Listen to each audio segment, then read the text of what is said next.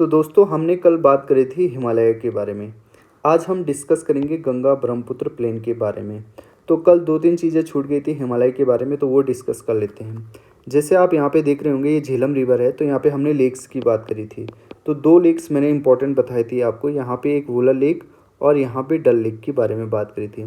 वहीं अगर हम लद्दाख रेंज में चले जाएँ तो लद्दाख में आपको देखने को मिलेगा यहाँ पे एक सोमोरी लेक्स दिखने को मिलेगी आपको, ठीक है।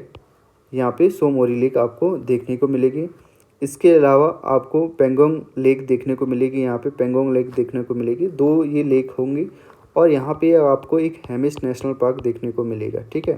हेमिस नेशनल पार्क देखने को मिलेगा और हेमिस नेशनल पार्क में आपको स्नो लेपर्ड देखने को मिलेगा, ठीक है। स्नो लेपर्ड आपको देखने को मिलेगा और जो स्नो लेपर्ड है वो इंडेंजर्ड कैटेगरी में आता है IUCN की लिस्ट में, ठीक है। तो ये 2 चीज़ें मैंने बता दी आपको, ये इंपॉर्टेंट था। अब हम गंगा ब्रह्मपुत्र प्लेन के बारे में पढ़ते हैं, ठीक है। तो ये सारी चीज़ें कल डिस्कस कर दी थी और जिन्होंने पिछली वीडियो नहीं देखी है तो मैं उनसे रिक्वेस्ट करूँगा कि आप पिछली वीडियो देखिएगा।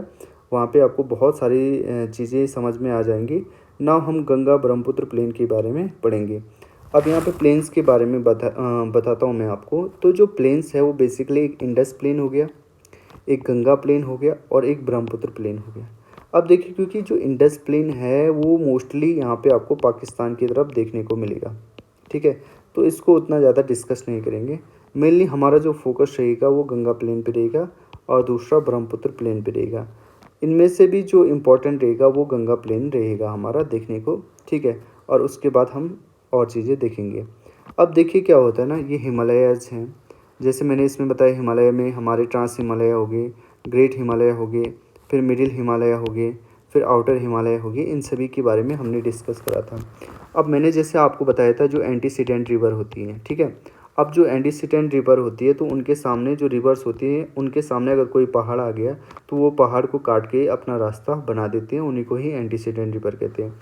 अब जो ये रिवर्स हैं, ये रिवर जब इस तरीके से पहाड़ों से नीचे आएंगे तो ये स्लोप में आएंगे, बट जैसे ये प्लेन में आएंगे तो यहाँ पे जो स्लोप होगा वो ख़त्म हो जाएगा।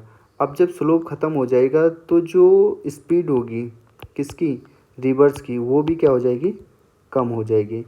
अब क्या करेगा ना, जो ये रिवर्स होंगी, ये रिवर्स अपने साथ पेबल्स, ठीक है, पेबल्स, कोबलर, ठीक है, और इसके बाद बोल्डर्स वगैरह लेके आएंगे।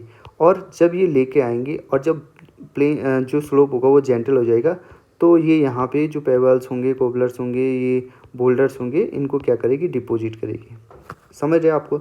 तो जब ये इस तरीके से डिपॉजिट करती हैं पेबल्स, ठीक है, बोल्डर्स इनको, तो इस एरिया को बाबर कहा जाता है, ठीक है। इस एरिया को बाबर कहा जाता है। तो जस्ट हिमालय से जब जेंटल प्लेन स्टार्ट हो जाता है तो जो पहला एरिया आता है हमारा वो बाबर का आएगा, ठीक है। फिर बाबर के बाद हमारा जो एरिया आता है वो तराई का रीजन आता है, ठीक है। फिर उसके बाद आपको और ज़्यादा प्लेन देखने को मिलेंगे। और जो ये रिवर है इस तरीके से, तो यहाँ पे रिवर के जस्ट इधर जो प्लेन देखने को मिलेगा आपको, यहाँ पे खादर जो सॉइल होगी वो होगी, ठीक है। खादर प्लेन देखने को मिलेगा आपको और ये बांगर, ठीक है, बांगर सॉइल और खादर सॉइल आपको यहाँ पे देखने को मिलेगी। तो पहले हम बाबर के बारे में डिस्कस करेंगे, फिर तराई के बारे में, और फिर खादर और बांगर के बारे में हम डिस्कस करेंगे। अब आप यहाँ देखोगे जो ये बाबर रेंज है, इस बाबर रेंज में आपको बोल्डर्स, पेबल्स वगैरह देखने को मिलेंगे बड़े बड़े। अब जब यहाँ पे रिवर आती है तो जो रिवर आएगी, ये रिवर इनके नीचे चले जाएगी, ठीक है, सब सरफेस पे चले जाएगी। तो अगर आप ऊपर से देखोगे ना तो आपको यहाँ पे रिवर नहीं देखने को मिलेगी। तो ये क्या हो जाए, सब सरफेस में चले जाती है। तो यहाँ पे हम कहते हैं कि रिवर्स क्या होगी, डिसअपियर होगी, ठीक है, डिसअपियर होगी। फिर जो ये रिवर है ये नीचे नीचे जाएगी और यहाँ पे फिर से एमर्ज हो जाएगी, फिर देखने को मिलेगी, ठीक है। स्वैम्पी रीजन वगैरह हो जाएगा यहाँ पे और ये बहुत जेंटल स्लोप हो जाता है और स्वैम्पी रीजन बन जाता है, जिसको हम तराई रीजन कहते हैं, ठीक है।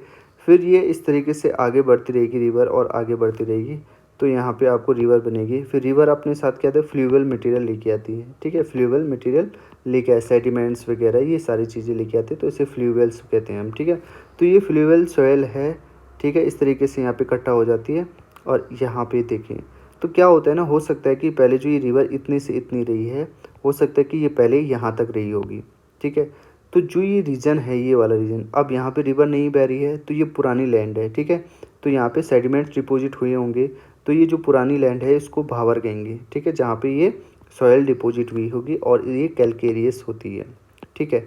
अब जो ये नए फर्टाइल प्लेन बने हैं, ये जो नए just side of the this river valley, इसको हम जो यहाँ पे ये फर्टाइल सॉयल है इसको खादर कहते हैं, ठीक है। अब खादर और भांगर में जो बड़ा एरिया होता है वो भांगर का होता है और खादर का थोड़ा छोटा एरिया होता है, इस चीज़ को रखना है। बट जो मोस्ट फर्टाइल लैंड होती है, जो मोस्ट फर्टाइल लैंड दिखेगी आपको, वो खादर की दिखेगी आपको, ठीक है। ये चीज़ हो गई। जो भावर के एरिया होते हैं वो अगर हम इस तरीके से चलें तो वेस्टर्न टू ईस्टर्न चले हम, तो वेस्टर्न टू ईस्टर्न जब हम चलेंगे तो जो भावर का जो आपको एक्सटेंशन देखने को मिलेगा वो 18 से 16 किलोमीटर का देखने को मिलेगा। वहीं अगर आपको तराई का 15 से 30 किलोमीटर के आसपास देखने को मिलेगा। और जो तराई रीजन है वो प्रोमिनेंट होता है ईस्टर्न डायरेक्शन में, ठीक है। किस डायरेक्शन में? ईस्टर्न डायरेक्शन में। क्योंकि जो ईस्टर्न डायरेक्शन होती है, ईस्टर्न डायरेक्शन में क्या होती है, वर्षा ज़्यादा होती है, ठीक है, रेनफॉल आपको ज़्यादा देखने को मिलेगा, ठीक है। ये चीज़ आप समझ गए होंगे, ठीक है। तो यहाँ पे देखिए, अब थोड़ा विजुलाइजेशन कीजिए आप कि हिमालय से क्या आया होगा, नदियाँ आई होंगी और यहाँ पे अब जेंटल स्लोप हो गया, तो ये भावर का रीजन हो गया। फिर उसके बाद आपको तराई का रीजन देखने को मिलेगा, ठीक है। ये चीज़ होगी। अब तराई के बाद जो मेन गंगा प्लेन्स आपको देखने को मिलेंगे, ठीक है, मेन आपको गंगा के प्लेन देखने को मिलेगा। और गंगा के प्लेन मतलब जो रिवर है, रिवर के जस्ट साइड में जो सेडिमेंट डिपॉजिट हुए होंगे वो खादर प्लेन हो गया, ठीक है। खादर जो सॉइल होगी वो डिपॉजिट होगी और जो उससे दूर होंगे, खादर से दूर होंगे, वो भांगर होगी, ठीक है। ये चीज़ आपको देखने को मिलेगी और जो मोस्ट फर्टाइल है वो अपनी खादर देखने को मिलेगी। ये चीज़ तो आप समझ गए होंगे आसानी से, ठीक है। अब देखिए, जो गंगा प्लेन्स की बात करते हैं तो ये गंगा नदी इस तरीके से जा रही है, ठीक है, इस तरीके से, और ये आपको यहाँ पे बे ऑफ बंगाल में जाती हुई दिखेगी। तो यहाँ पे देखिए, अगर इंडस प्लेन की बात करें, थोड़ा सा इंडस प्लेन की बात में करूँ, तो ये पंजाब प्लेन जो मोस्टली है वो कहाँ है, ये पाकिस्तान में आपको देखने को मिलेगा।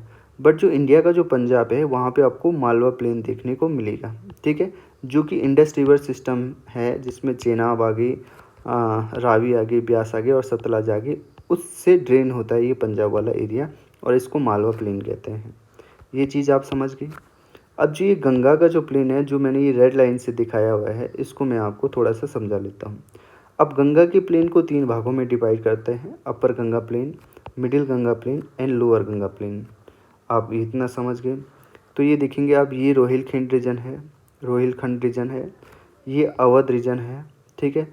अब जब हम यहाँ पे बिहार की तरफ आ जाते हैं तो गंगा के नीचे वाला जो एरिया है इसे मगध प्लेन कहते हैं और गंगा से ऊपर वाला जो रीजन है इसको मिथिला प्लेन कहते हैं। और मिथिला प्लेन में एक इम्पॉर्टेंट चीज़ है, जो मधुबनी जो आर्ट है हमारी, या पेंटिंग कहेंगे हम, ये मिथिला रीजन की है, ठीक है। और जो ये मगध प्लेन है एंशिएंट टाइम में बहुत ही फेमस था। ये सारी चीज़ें देखिए, क्या होता है ना, हिस्ट्री कहा जाता है कि history has 2 I, history has 2 I, one is chronology and second is geography. अगर आपने क्रोनोलॉजी और ज्योग्राफी को अच्छे से समझा है तो आपको हिस्ट्री आसानी से आ जाएगी, ठीक है। तो ये मैंने आपको हल्का फुल्का ये चीज़ बताई कि हिस्ट्री आप किस तरीके से पढ़ सकते हैं आसानी से, ठीक है। अब ये हो गया रोहिलखंड रीजन हो गया, ये अवध रीजन, ये मिथिला प्लेन और ये मगध रीजन, ठीक है। अब क्या होता है ना, अगर आप ये देखोगे, मैं यहाँ पे थोड़ा सा मिटा देता हूँ इस वाले रीजन को, तो आप ये वाला रीजन देखोगे तो जो ये वाला रीजन है आपको ये देखने को मिलेगा। तो ये जो रीजन है ये हो गया हमारे किसका, ये हो गया हमारे वेस्ट बंगाल का, ठीक है। तो वेस्ट बंगाल में आपको ये जो ऊपर वाले जो रीजन देखने को मिलेंगे इसको द्वार्स कहा जाता है, ठीक है, द्वार्स कहा जाता है, ठीक है। जो फर्टाइल प्लेन्स होते हैं द्वार कहा जाता है। फिर ये हो गया यहाँ पे जो ये वाला जो रीजन है, ये मिडिल वाला जो रीजन है, इसको बारिंद प्लेन कहा जाता है, इसको कहा जाता है बारिंद प्लेन कहा जाता है। और ये लोअर गंगा प्लेन हो गया, ये लोअर गंगा प्लेन हो गया। और यहाँ पे जो स्लोप होता है बहुत ही जेंटल होता है, बहुत ही जेंटल। जो स्लोप की जो डिग्री होती है वो 1 से 2 डिग्री होती है, ठीक है। ये चीज़ आपको देखने को मिलेगा। और यहाँ पे ये आपको गंगा का डेल्टा देखने को मिलेगा और यहीं पे आपको सुंदरवन का जो एरिया है वो देखने को मिलेगा, सुंदरवन का जो एरिया है। और जो सुंदरवन का जो एरिया है वो फैला हुआ है कहाँ, वेस्ट बंगाल से लेकर और जो ये बांग्लादेश है वहाँ तक ये और यहाँ पे एक बंगाल टाइगर रहता है, आप सभी को पता होगा। तो ये गंगा का प्लेन आप समझ गए। अब यहाँ पे थोड़ा सा नदी बता देता हूँ मैं, ठीक है। अब यहाँ पे आप देखोगे ना तो गंगा को मीट करती है कौन, गंगा को मीट करती है ये चंबल रिवर, ये चंबल रिवर हो गई, ठीक है। फिर ये घाघरा रिवर हो गई, घाघरा रिवर को यहाँ पे शारदा रिवर मिलती है और यहाँ राप्ती रिवर मिलती है, ठीक है। राप्ती रिवर हो गई और यहाँ पे शारदा रिवर हो गई और ये घाघरा रिवर हो गई, ठीक है। फिर यहाँ पे आपको गंडक रिवर देखने को मिलेगी, ठीक है। यहाँ पे आपको गंडक रिवर देखने को मिलेगी। फिर यहाँ पे आपको कोसी रिवर देखने को मिलेगी, ठीक है। और ये सारी की सारी जो ये कोसी, गंडक, घाघर, ठीक है, ये सारी की सारी जो रिवर है they are the tributaries of the Ganga, ये तो आपको पता ही होगा, ठीक है। मैं हल्का हल्का बता रहा हूँ क्योंकि ये रिवीजन वीडियो है, थोड़ा सा डिटेल में आप पढ़ सकते हैं, बट जितनी चीज़ें बताई जा रही हैं वो सारी की सारी इम्पोर्टेंट है, ठीक है। अब जो ये चंबल रिवर है आपको देखने को मिलेगी, ठीक है। अब मैं थोड़ा सा आपको आगे बताता हूँ ताकि आपको और चीज़ें समझ में आए, ठीक है। थोड़ा सा वहाँ पे बताता हूँ जहाँ पे थोड़ा सा इंडिया का मैप है, फिर आपको और ज़्यादा अच्छे से क्लैरिफाई हो जाएंगी चीज़ें। अब ये देखिए ये है यहाँ पे, ठीक है। अब इसको आगे बढ़ते हैं और यहाँ पे इसको देखते हैं कि ये किस तरीके से है। यहाँ पे आप देखेंगे, यहाँ पे आप देखेंगे तो ये इस तरीके से गंगा रिवर बह रही है और ये इस तरीके से जाते हुए और ये आप बे ऑफ बंगाल में आपको जाती हुई देखने को मिलेगी, ठीक, इस तरीके से बे ऑफ बंगाल में जाते हुए देखने को मिलेगी। अब यहाँ पे देखेंगे इसकी जो ट्रिब्यूटरीज है मैंने आपको बता दी, ये देखिए मेन रिवर की बात कर रहा हूँ मैं यहाँ पे, जैसे कि घाघरा हो गई, ठीक है। और घाघरा को मिलती है शारदा और राप्ती रिवर हो गई, फिर ये गंडक रिवर हो गई, ये कोसी रिवर हो गई, ठीक है, इस तरीके से। अब यहाँ से जाएगी अपनी चंबल रिवर और चंबल रिवर को यहाँ से राजस्थान से बनास रिवर आएगी, यहाँ पे बनास रिवर आ गई, ठीक है। अब यहाँ पे देखोगे आप चंबल रिवर पे 3-4 आपको डैम देखने को मिलेंगे, ठीक है।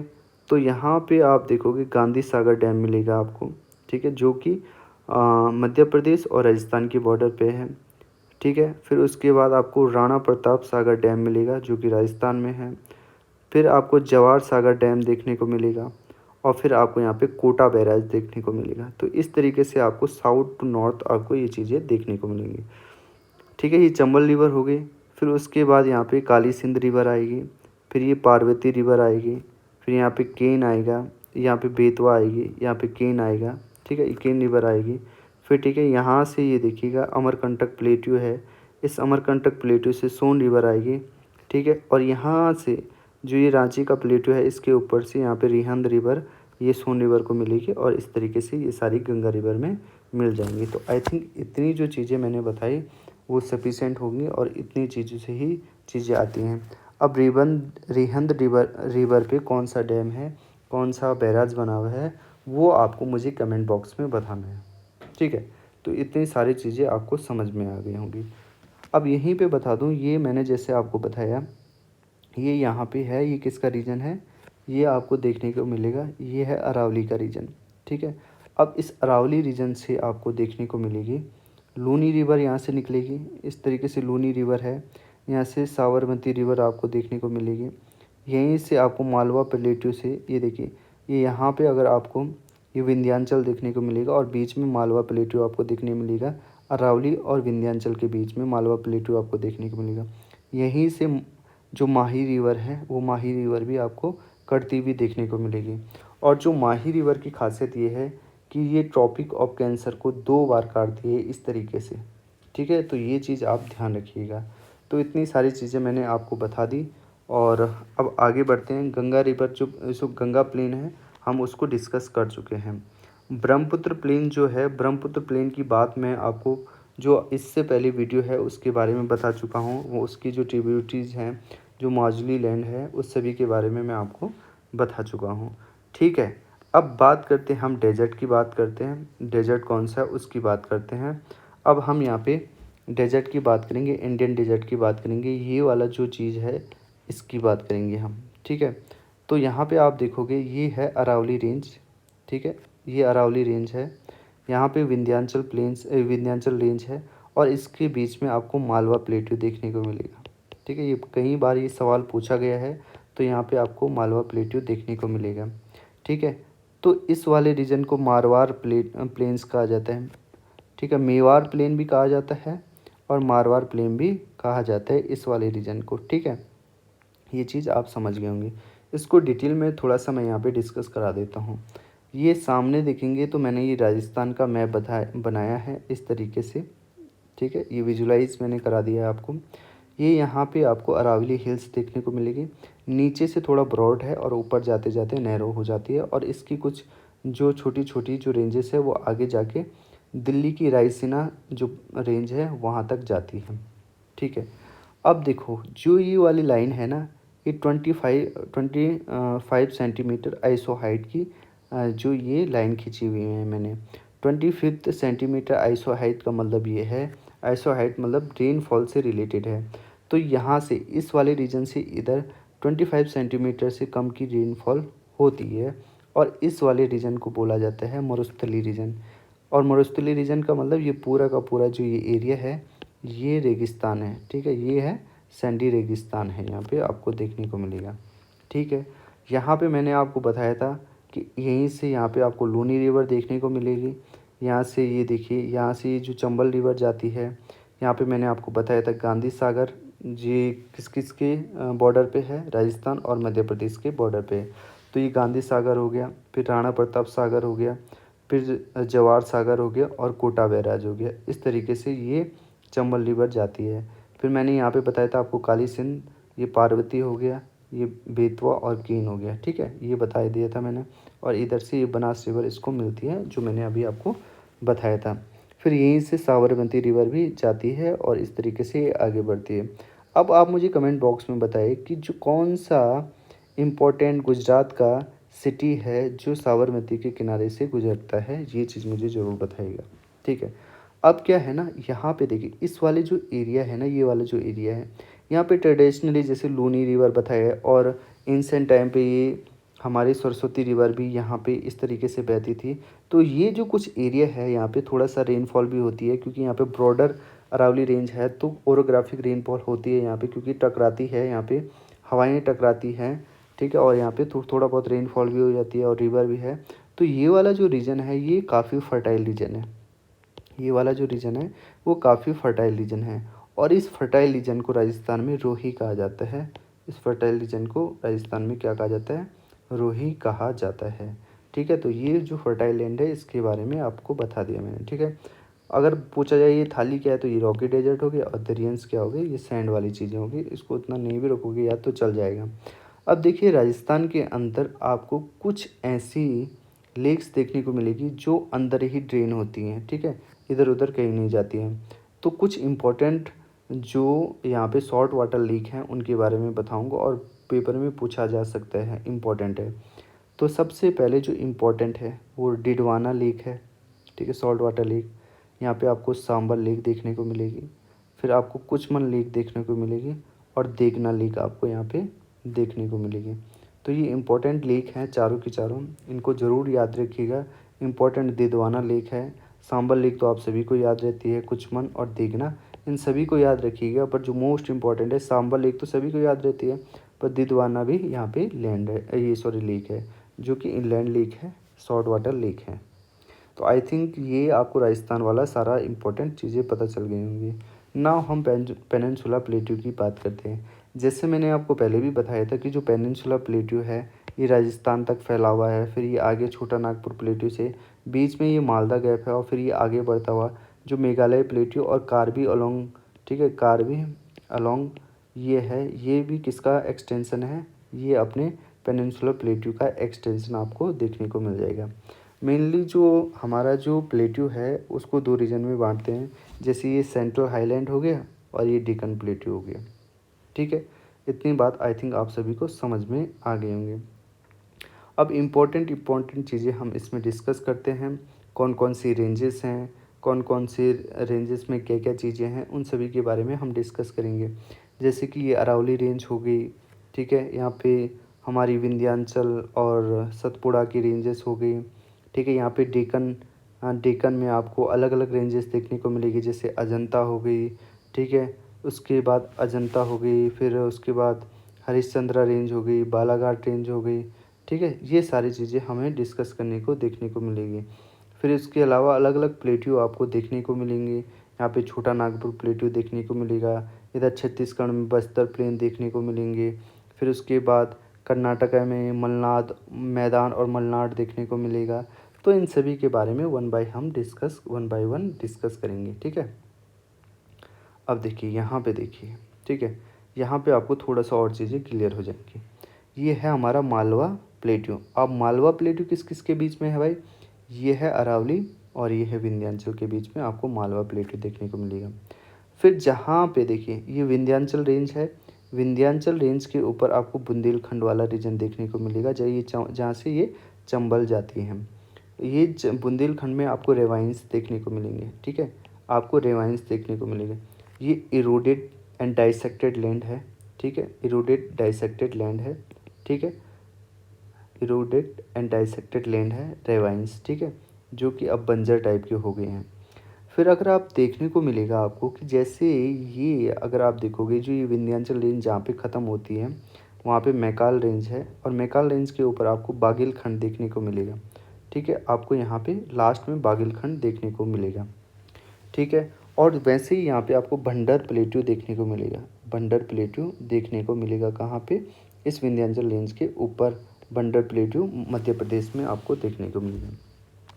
फिर ईस्टवर्ड जाएंगे, हम ईस्टवर्ड जाएंगे तो आपको झारखंड वाले रीजन में हो गया, और थोड़ा बिहार वाले रीजन में, छत्तीसगढ़ वाले रीजन में हल्का फुल्का जो फैला हुआ है ये छोटा नागपुर प्लेट्यू आपको देखने को मिलेगा। फिर अगर नीचे आएंगे तो ये वाला आपको एरिया छत्तीसगढ़ वाला एरिया दिखेगा, और यहाँ पे छत्तीसगढ़ प्लेट्यू देखने को मिलेगा। और जो छत्तीसगढ़ इस तरीके से है, यहाँ नीचे आपको दंतकारियाँ प्लेट्यू देखने को मिलेगा, यहीं पे बस्तर प्लेट्यू देखने को मिलेगा, बीच में छत्तीसगढ़ प्लेन देखने को मिलेगा, और ऊपर आपको छोटा नागपुर प्लेट्यू देखने को मिलेगा। यही छोटा नागपुर प्लेट्यू का अगर अंदर ही उसके देखें तो जो रांची प्लेट्यू है वो भी पार्ट है किसका? छोटा नागपुर प्लेट्यू का। इसको थोड़ा और इलेबोरेट करूँगा अभी थोड़ी देर में। इसके बाद आपको महाराष्ट्र प्लेट्यू देखने को मिलेगा। अगर महाराष्ट्र को क्या है ना, तीन भाग में बांट दिया जाता है। ये जो इधर वाला जो रीजन है इसे विदर्भा रीजन कहा जाता है, जहाँ बारिश बहुत कम होती है, और आपने सुना भी होगा कि बार बार फार्मर इस रीजन में क्या करते हैं? सुसाइड करते हैं। ये हो गया विदर्भा रीजन वाला, ठीक है। बुल्दाना से इधर वाला जो डिस्ट्रिक्ट है बुल्दाना, इधर वाला जो एरिया है वो आपका विदर्भा रीजन हो गया।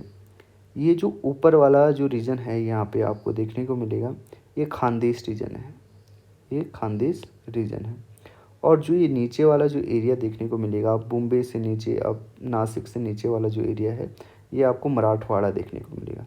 तो 3 भागों में ये इस तरीके से बना है, विदर्भा, खानदेश और मराठा रीजन। अब जब हम कर्नाटक की बात करते हैं तो कर्नाटका जो प्लेट्यू है वो 2 भागों में बटा हुआ है। इसका मतलब होता है ये है मैदान है, ये मैदान क्या है? रोलिंग प्लेन्स है। रोलिंग प्लेन का मतलब क्या होता है कि एकदम प्लेन नहीं है, इस तरीके से ड्यूलेटिंग है, मतलब कहीं पे प्लेन है फिर ये रोल करेगा, फिर ये कहीं पे प्लेन है, इस तरीके से, मतलब एग्जैक्टली प्लेन नहीं है बट रोलिंग प्लेन है। फिर ये आएगा आपका मलनाड। तो मलनाड मतलब हिल्स एरिया, हिली एरिया आपको देखने को मिलेगा। तो आई थिंक इतनी सारी चीज़ें आपको समझ में आ गई होंगी, ठीक है। ये चीज़ें हैं। अब हम थोड़ा सा विंध्याचल रेंज के बारे में पढ़ते हैं, और फिर सतपुड़ा रेंज के बारे में पढ़ते हैं। फिर आज का जो वीडियो है इतना ही रखेंगे, फिर क्योंकि वीडियो लंबी हो जाती है, आप लोगों का इंटरेस्ट ख़त्म हो जाता है, और आप लोगों के पास इतना पेशेंस नहीं है कि आप पूरी वीडियो देखें। बहुत सारे तो जो क्वालिटी कंटेंट होता है उसको देखते ही नहीं है, तो इसी वजह से हमारे पास इन्फॉर्मेशन बहुत है पर कंपटीशन उतना नहीं है, क्योंकि फिर लोग क्या हो जाते हैं, इधर उधर ध्यान भटक जाता है। अब देखेंगे आप जो विंध्याचल रेंज है, ठीक है, इस तरीके से है। अब यहाँ पे मैंने मालवा प्लेट्यू बताया, और यहाँ पे ये मैंने अरावली हिल्स बताए थे। अब जो अरावली हिल्स है, अरावली हिल्स की जो सबसे जो बड़ी पीक है, ठीक है, उसे क्या बोलेंगे?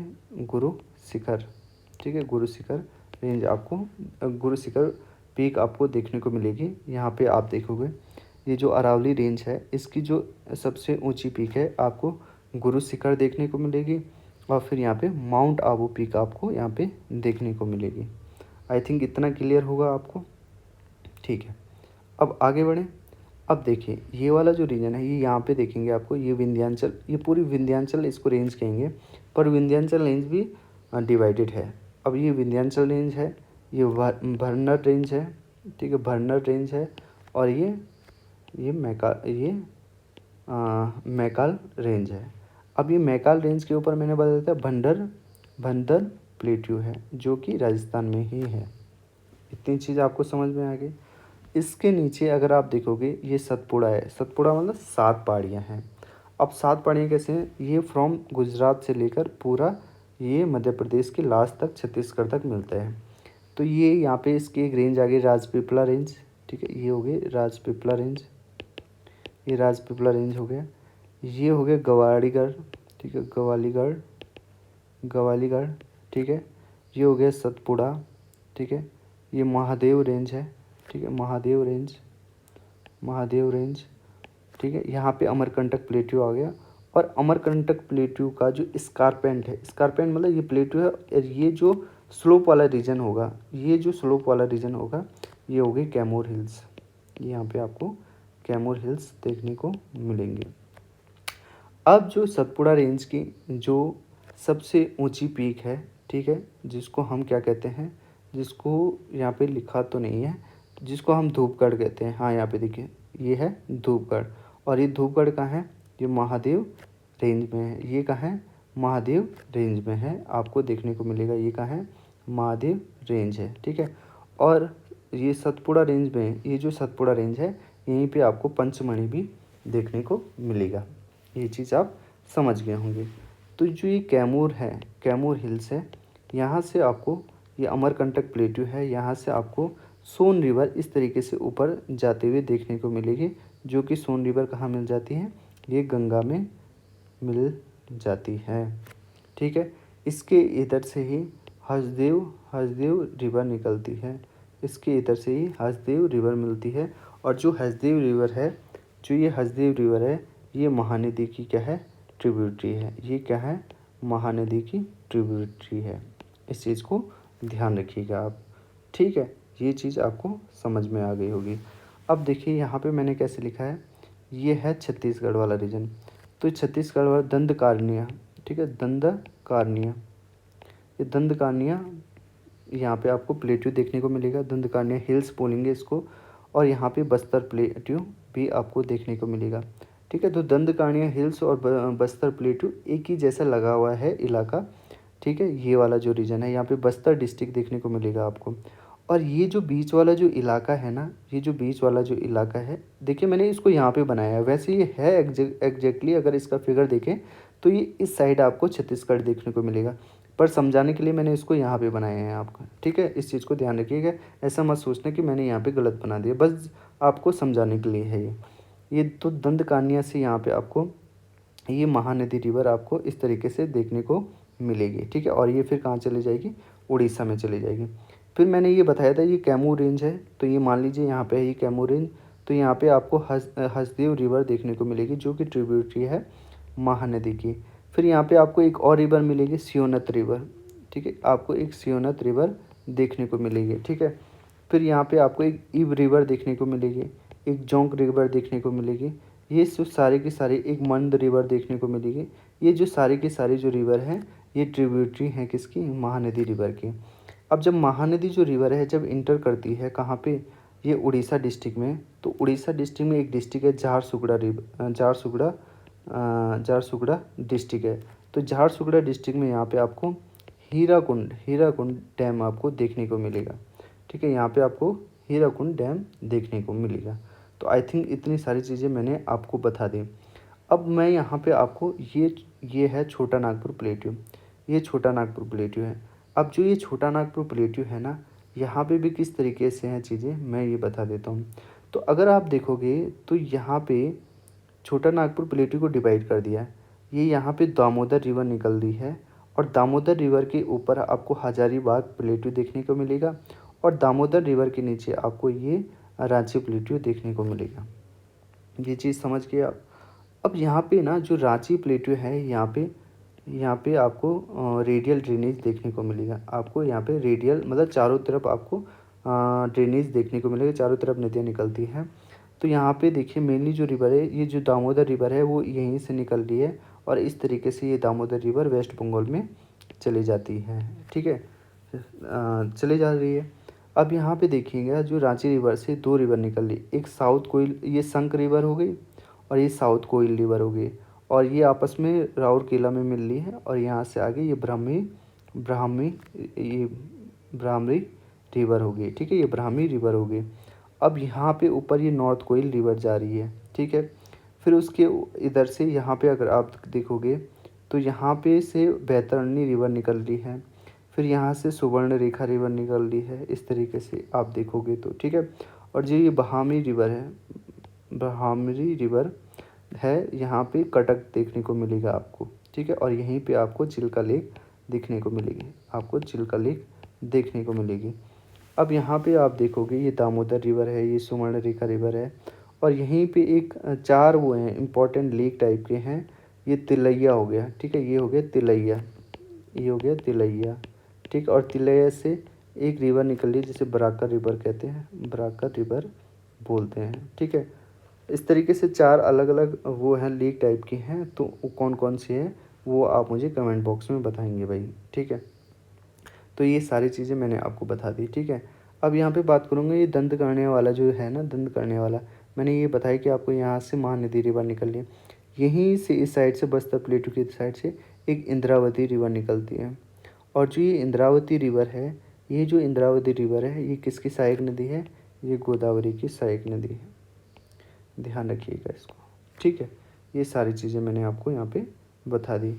अब यहाँ पे बात करेंगे गुजरात की। तो गुजरात के बीचों बीच यहाँ पे सौराष्ट्र वाले रीजन में एक हिल है जिसे हम मंदव हिल्स कहते हैं। यहाँ पे गिरनार है, यहाँ पे गिरनार है, गिरनार हिल्स हैं, गिरनार रेंज है और यहाँ पे गिर रेंज है। गिर रेंज किसके लिए फेमस है, एशियाटिक लाइन के लिए फेमस है। और यहाँ से एक रिवर निकलती है इस तरह, ये भी रेडियल ड्रेनेज है, यहाँ पे भी रेडियल ड्रेनेज है और यहाँ से एक रिवर निकलती है जिसे मच्चू रिवर कहते हैं, मच्चू रिवर कहते हैं। तो अगर आपसे पूछा जाए मच्चू रिवर कहाँ है, तो ये गुजरात में है। ठीक है, ये चीज़ आप याद रखनी है आपको क्योंकि इम्पोर्टेंट है ये। ठीक है, अब ये डेक्कन प्लेट्यू वाली बात करें हम ना, तो ये जो डेक्कन प्लेट्यू है मैंने ये बताया था, ये डेक्कन प्लेट्यू मेनली लावा प्लेट्यू है। मेनली ये क्या है, लावा प्लेट्यू देखने को मिलेगा आपको। मैंने जैसे कि बताया था आपको, ये बुल्दाना है, लिखा है यहाँ कहीं, नहीं यहाँ पे तो नहीं लिखा है कहीं बुल्दाना, पर ठीक है, बुल्दाना की इधर आप देखोगे तो ये मैंने बताया था विदर्भा रीजन है। ये ऊपर गोदावरी से ऊपर वाला जो रीजन है ये खानदेश रीजन है और ये नीचे वाला जो रीजन है ये मराठा रीजन है। ठीक है, तो जो वेस्टर्न घाट्स हम बोलते हैं ना, तो ये वाला जो रीजन है, वेस्टर्न घाट वाला जो रीजन है, इसे महाराष्ट्र में सह्याद्री सह्याद्री रेंज कहते हैं, सह्याद्री रेंज कहते हैं। और सह्याद्री रेंज की भी अलग अलग रेंजेस हैं, जैसे आपको यहाँ पे देखने को मिलेगा अजंता रेंज हो गई, सतमाला रेंज हो गई, हरिश्चंद्रा रेंज हो गई, बालाघाट रेंज हो गई, महादेव रेंज हो गई, ये सारे आपको देखने को मिलेंगे। और इस रीजन में जो हाईएस्ट पीक आपको देखने को मिलेगी ये कालसू कालसूबाई रेंज आपको देखने को मिलेगी। और यहाँ पे दो इम्पोर्टेंट रिवरों का यहाँ से निकलती हैं, नासिक से आपको देखने को मिलेगा गोदावरी रीजन, आप गोदावरी रिवर आपको निकलती हुई देखने को मिलेगी। ठीक है, फिर इधर कहीं से आपको महाबलेश्वर से आपको कृष्णा रिवर आपको निकलते हुए देखने को मिलेगी। ठीक है, अब जो गोदावरी रिवर है और ये कृष्णा रिवर है, इसकी कौन कौन सी ट्रिब्यूटरीज है वो भी थोड़ा थोड़ा मैं यहाँ पे आपको बता दूंगा। ठीक है, तो यहाँ यहीं पे बता देता हूँ, जल्दी जल्दी बता रहा हूँ, ये रिवीजन वीडियो है भाई, आपको ये चीज़ ध्यान रखनी है, सारी चीज़ें नहीं बताई जाएंगी, आपको भी कुछ एफर्ट्स लगाने पड़ेंगे यहाँ पे। ठीक है, तो यहाँ पे जो गोदावरी रिवर है ये नासिक से जो निकलती है, ये गोदावरी रिवर है। ठीक है, तो इसकी जैसे वेन गंगा, ठीक है, वर्धा रिवर हो गई, पेन गंगा रिवर हो गई।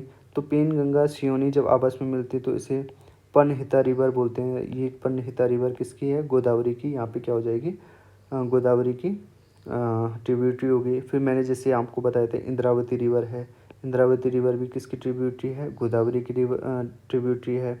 यहाँ पे आपको जैकवाड़ी डैम भी देखने को मिलेगा, जैकवाड़ी डैम भी आपको देखने को मिलेगा किस पे, गोदावरी पे। फिर उसके बाद यहाँ पे आपको और ये माजरा रिवर देखने को मिलेगी, जो कि गोदावरी की क्या है, ट्रिब्यूटरी है। और माजरा रिवर पे आपको निजाम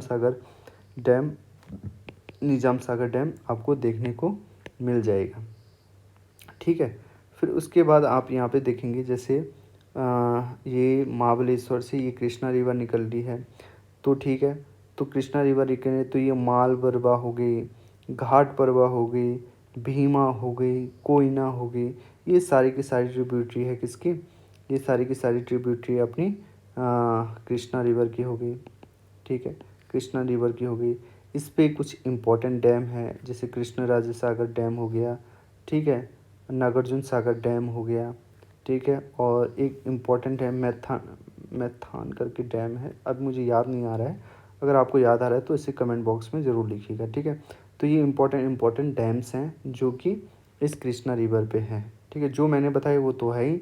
अगर एक Mata Tila dam, I think Mata Tila dam इस पे कृष्णा रिवर पे है, अगर है तो प्लीज़ मुझे कमेंट बॉक्स में बताइए। मैं थोड़ा सा मेरे माइंड से ये चीज़ निकल रही है, तो आप ये देख लीजिए। ठीक है, तो ये सारी चीज़ें मैंने बताई। अब शायद हमने प्लेट्यू के बारे में भी डिस्कस कर दिया है, प्लेट्यू से कौन कौन सी रिवर निकल रही उन सभी के बारे में मैं डिस्कस कर चुका हूँ। फिर उसके बाद अब हम वेस्टर्न घाट्स और ईस्टर्न घाट्स के बारे में हम डिस्कस करेंगे, बट वीडियो लंबा हो जाएगा इसलिए इसको यहीं पे छोड़ रहे हैं। और ठीक है, इतनी सारी चीज़ें बता दी आपको मैंने। और जो वेस्टर्न घाट और ईस्टर्न घाट वाली वीडियो है वो बाद में लेके आ जाऊँगा, अभी फ़िलहाल आप इसको ही पढ़िएगा। ठीक है, तो अभी के लिए इतने रखते हैं। जय हिंद दोस्तों।